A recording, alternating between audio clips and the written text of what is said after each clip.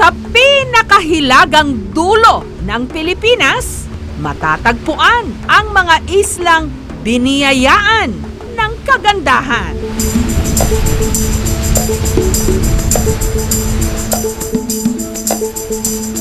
Hitik sa kultura't kasaysayan, ang mga isla ng Batanes. Dala na rin ng lokasyon ng Batanes. Madalas itong daanan ng mga bagyo, kaya naman ang mga taga rito tila sanay na sa anumang unos.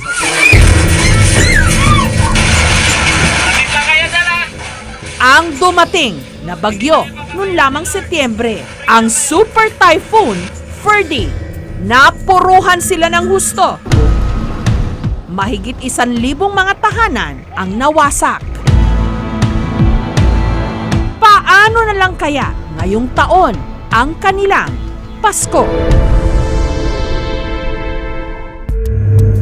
Pagdating ng aming team sa Batanes, tumambad sa kanila ang mga bakas ng nagdaang bagyo. Pero para sa mga Ivatan, tuloy na tuloy pa rin daw ang Pasko. Katunayan, masaya nilang ibinahagi ang kanilang tradisyon tuwing bisperas ng Pasko na kung kanilang tawagin, paghehele. Dito, pinapatay ang ilaw sa buong simbahan.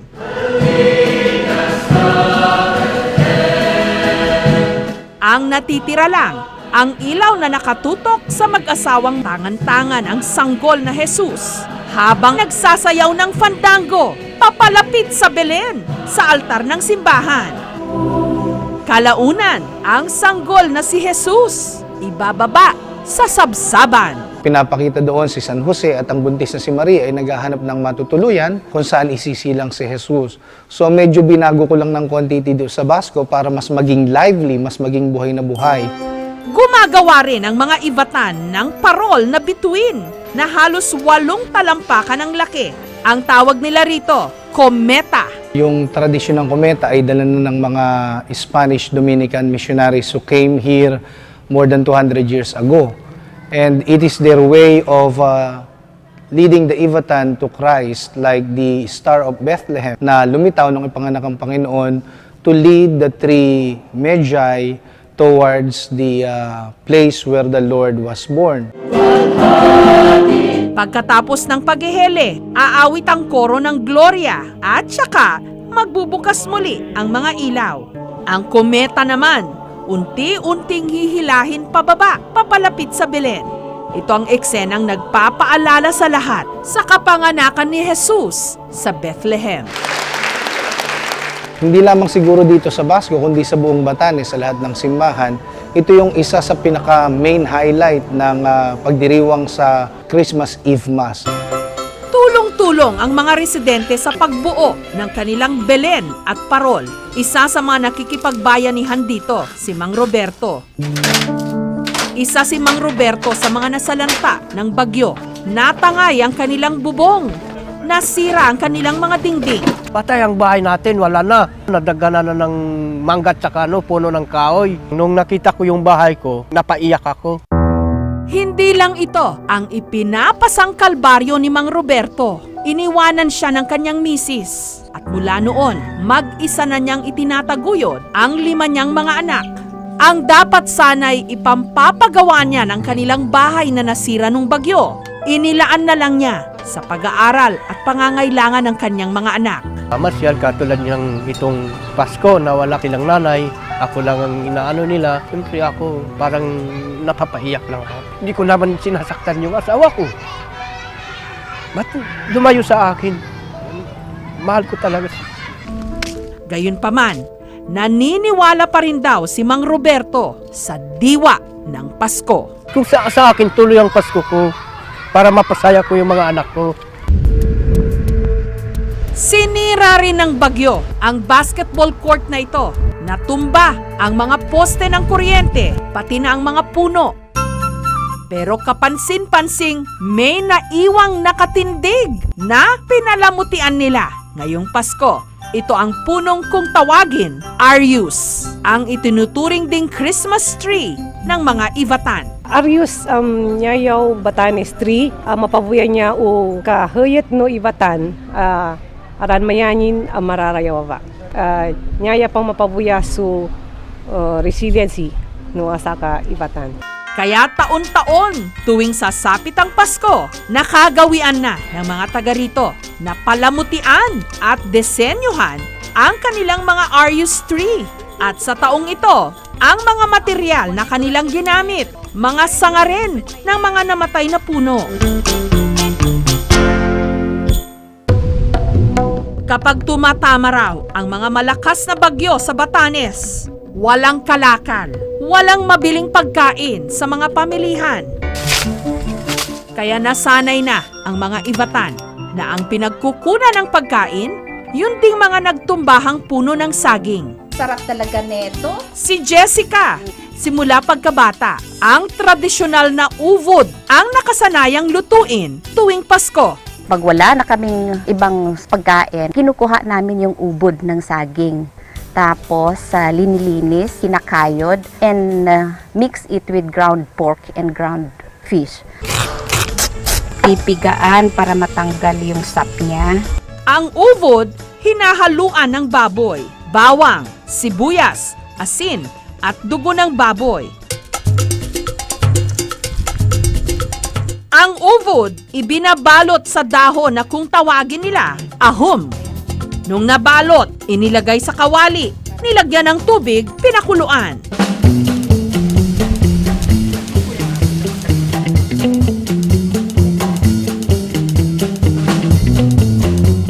Mag-garlic, tapos malasa na, meaty.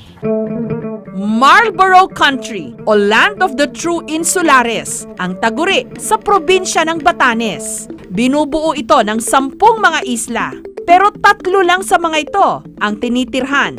Ang Batan, kung nasaan ang kapitolyo ng Basco, ang Itbayat at ang Sabtang. Mula Basco, tumawid ng 30 to 45 minutes ang aming team sakay ng bangka patungong Sabtang. Ang isa sa mga paborito-ritong handa tuwing Pasko, ang tawag nila lunyis. Para itong adobong baboy, matagal din daw mapanis. Yan, tapos pwede na ito iluto.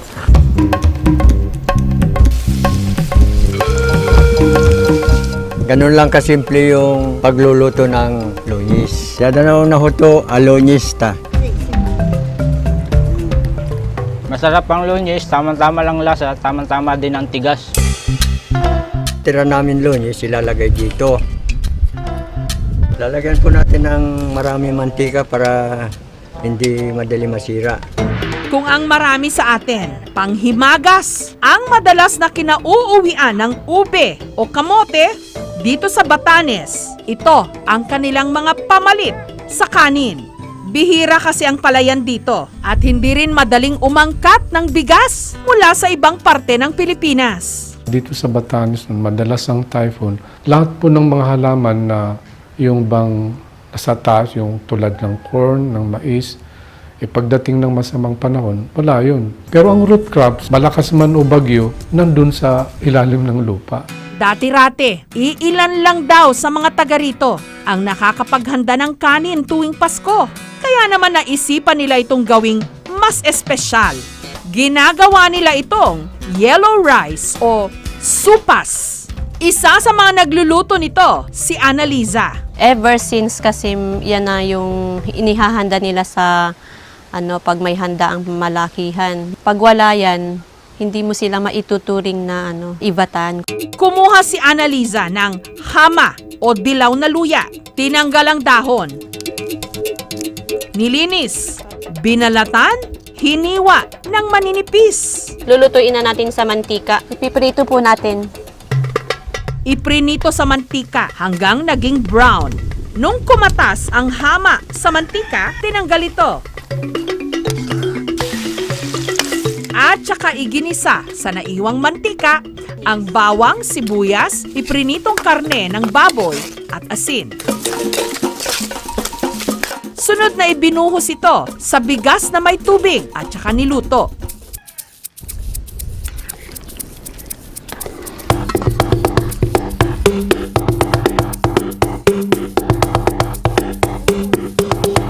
lasang-lasa po yung hamanan ni Masdep yellow rice. Kung katahimikan ang hanap mo, narito yan sa Batanes. Kung saan ang nagsisilbing musika, huni ng hangin. Hampas ng alon. Mga kapuso, kung nagustuhan niyo po ang videong ito, subscribe na sa GMA Public Affairs YouTube channel. And don't forget to hit the bell button for our latest updates.